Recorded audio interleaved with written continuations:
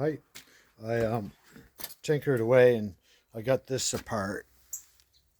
I My sockets wouldn't fit that lip you see in there. My sockets were either too big or too small.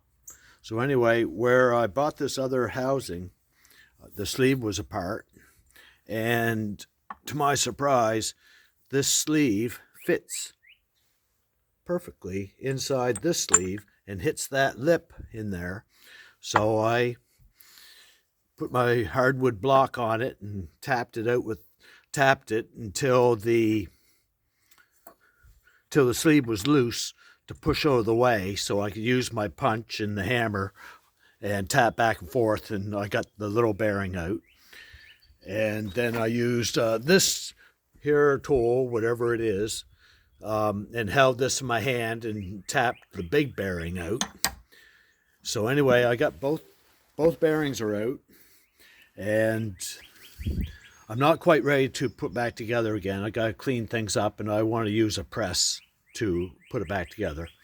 So anyway, these, I'm inspecting them, and one is a millimeter higher than the other one, but this big bearing floats in here, and it's against this little, like a spacer, and then it goes like through the bearing, the sleeve, to basically this flange, and then just tightens up to I believe 145 to 160 foot-pounds torque on this nut here. I haven't found information to verify that. Just from other, a 328 supposedly is 158 foot-pounds torque.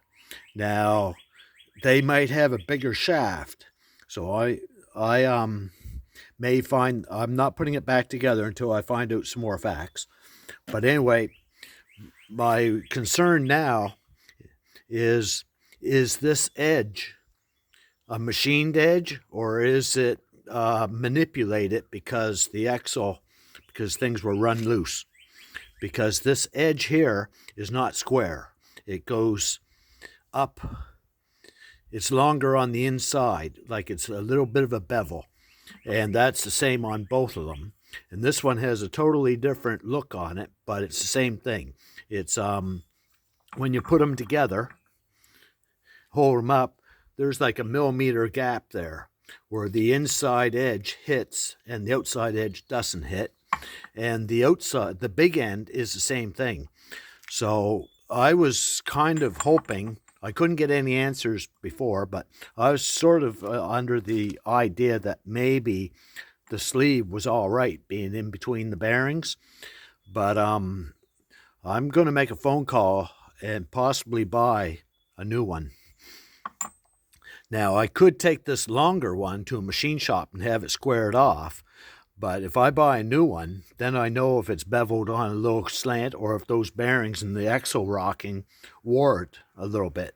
Because this goes down over here with just a little bit of play, because it's not a bearing, and it hard to believe, but anyway, the edge is not square. It's got a little bit of an angle, and this one appears to be flatter than this one. This one's got more of an angle.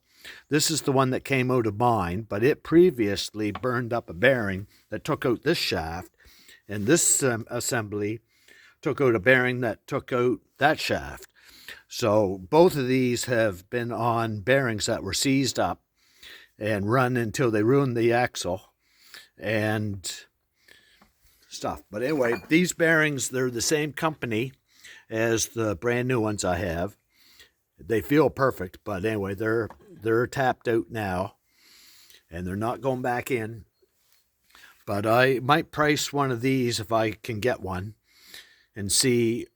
I don't know technically, but I know it's not going back together today, but And my new parts are still in the box and they're clean. I'm not bringing them out until they're ready to go together. But anyway, everything looks good here. This all came apart quite.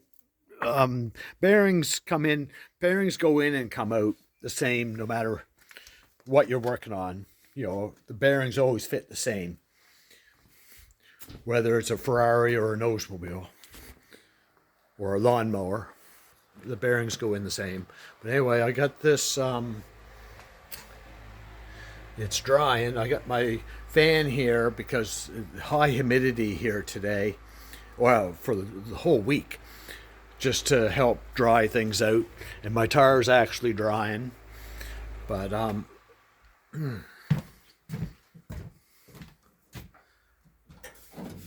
there's, the floor. Kind of looks like a black lake. But anyway, it's drying quite nice. Stays shiny on top of the seam seal, but anyway, it's I'm gonna have I missed a few spots up in some of the cavities where the spray gun didn't get real good, so I got a brush. I'll smooch it around when this dries just a little bit more, so I don't scratch it all to pieces. I'll have to lay a mat down if I'm gonna walk on it. But anyway,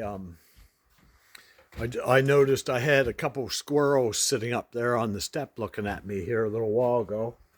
Not big squirrels, the old-fashioned little squirrels. I think they've been here all along, forever, but better than raccoons. But anyway, yeah, this looks very inspiring.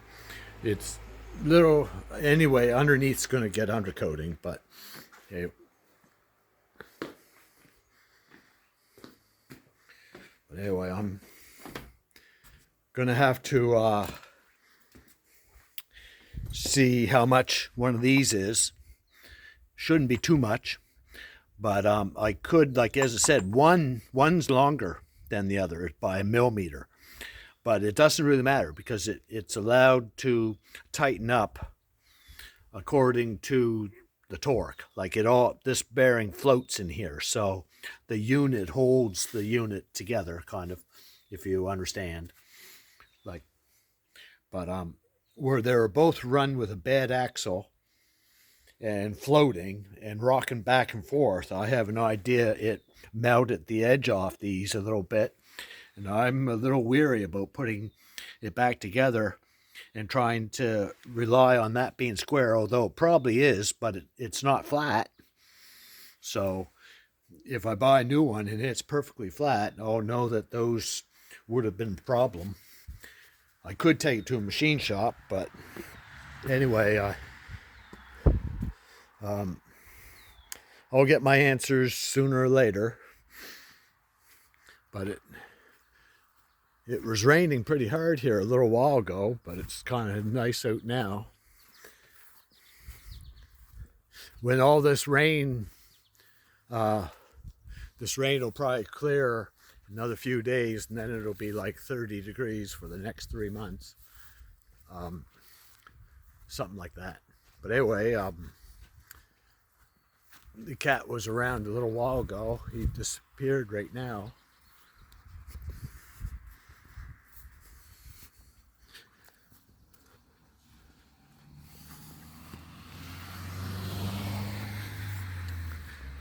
Yeah, one of these days I'll start that tractor up for anybody that wants to hear it again. It started right up and good. Anyway, my flowers all came to life. I put this wood up here because I have little yellow warblers going from the bushes over here and eating bugs on the blackberries. Whenever the sun shines, they just make a beeline back and forth, and my cat was going around the corner, so I put this just to make it a little harder for him to get over where the birds are. But anyway, see you guys later.